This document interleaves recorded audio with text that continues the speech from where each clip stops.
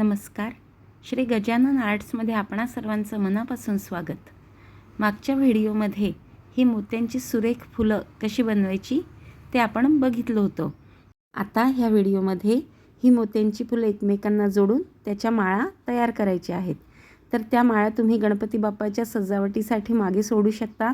तसेच चौरंगाभोवती पंक्तीसमोर सुद्धा या माळा तुम्ही लावू शकता. याला तुम्ही एक एक पान जर जोडलं तर आणखीन सुरेख दिसतात ह्या माळा. तसेच आसनाभोवती सुद्धा या माळा खूप सुरेख दिसतात.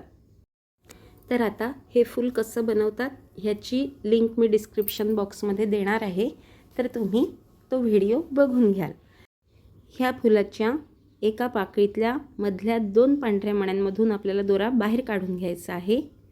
त्यानंतर सुईमध्ये एक पांढरा मणी ओवून घ्यायचा आहे.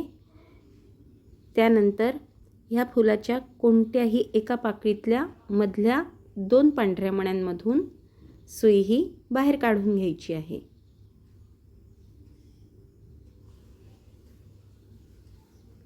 त्यानंतर एक पांढरा मणी पुन्हा ओवून घ्यायचा आहे आणि ज्या 2 पांढऱ्या मण्यांमधून आपण दोरा बाहेर काढला होता त्याच 2 पांढऱ्या मण्यांमधून सुई ही बाहेर काढून घ्यायची आहे. म्हणजे तिथे एक पांढऱ्या मण्यांचं सर्कल तयार होतं. आता सुई ही तुम्ही अशी फिरवून ह्या बाजूच्या 2 पांढऱ्या मण्यांपर्यंत आणू शकता किंवा तिथे गाठ पाडून दोरा कट करून ह्या बाजूला पुन्हा दोरा जोडू शकता. तर मी दोरा कट करून पुन्हा इकडे दोरा जोडून ह्या 2 पांढऱ्या मण्यांमधून दोरा हा बाहेर काढून घेतला आहे. त्यानंतर पुन्हा एक पांढरा मणी ओवून घ्यायचा आणि दुसऱ्या फुलातल्या एका पाकळीतल्या मधल्या 2 पांढऱ्या मण्यांमधून सुई ही बाहेर काढून घ्यायची. त्यानंतर एक पांढरा मणी ओवून घ्यायचा आणि ह्या पाकळीतल्या ज्या 2 पांढऱ्या मण्यांमधून दोरा निघाला होता त्यातूनच सुई ही फिरवून घ्यायची. म्हणजे आपल्याला 2 फुलांच्या मध्ये एक एक सर्कल तयार करायचं आहे. पुन्हा सुई ही 2-4 मण्यांमधून फिरून तिथे गाठ पाडून दोरा कट करून घ्यायचा किंवा सुई ही फिरवत ह्या बाजूला घेऊन यायची. आता 1 2 3 ह्याप्रमाणे आपल्याला बाकीचे सर्व फुलं जोडून घ्यायचे आहेत. आता ह्या फुलांच्या मध्ये जर एक एक मणी जोडला तर हे फूल अशा प्रकारे दिसतं. जर तुम्हाला ह्या फुलांच्या माळा तयार करायच्या असतील तर त्या पण तुम्ही तयार करू शकता. तर दोऱ्याला 1-2 मण्यांच्या तिथे गाठ पाडून घ्यायची.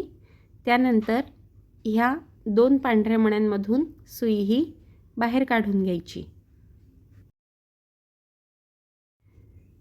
त्यानंतर एक निळा मणी ओवून घ्यायचा आणि ह्या पाकळीच्या बाजूच्या पाकळीतल्या ह्या 2 पांढऱ्या मण्यांमधून सुई ही खालच्या बाजूनी बाहेर काढून घ्यायची.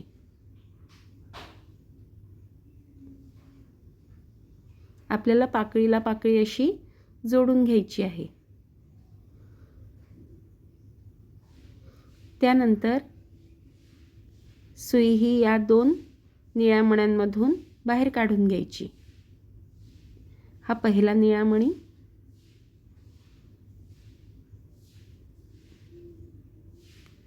त्यानंतर हा बाजूचा निळा मणी.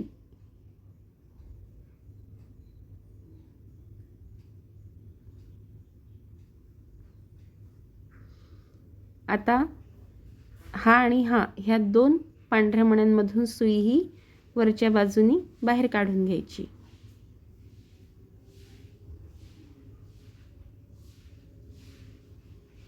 पुन्हा एक निळा मणी ओवून घ्यायचा. त्यानंतर बाजूच्या पाकळीतल्या ह्या 2 पांढऱ्या मण्यांमधून सुई ही खालच्या बाजूनी बाहेर काढून घ्यायची.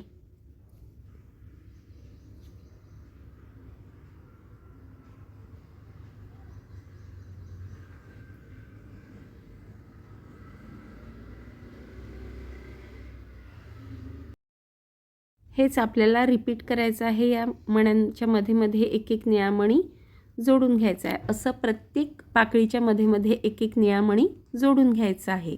तर ह्याही फुलांच्या माळा तुम्ही तयार करू शकता. तर आपण पाहू शकता अतिशय सुरेख अशा माळा तयार झाल्या आहेत. ह्या माळा तुम्ही गणपती बाप्पाच्या डेकोरेशनसाठी आणि इतर सणांसाठी सुद्धा तयार करून लावू शकता. तर नक्की तयार करा. आणि जर तुम्ही माझ्या चॅनलला अजून सबस्क्राईब नसेल केलं तर नक्की करा. जय गजानन.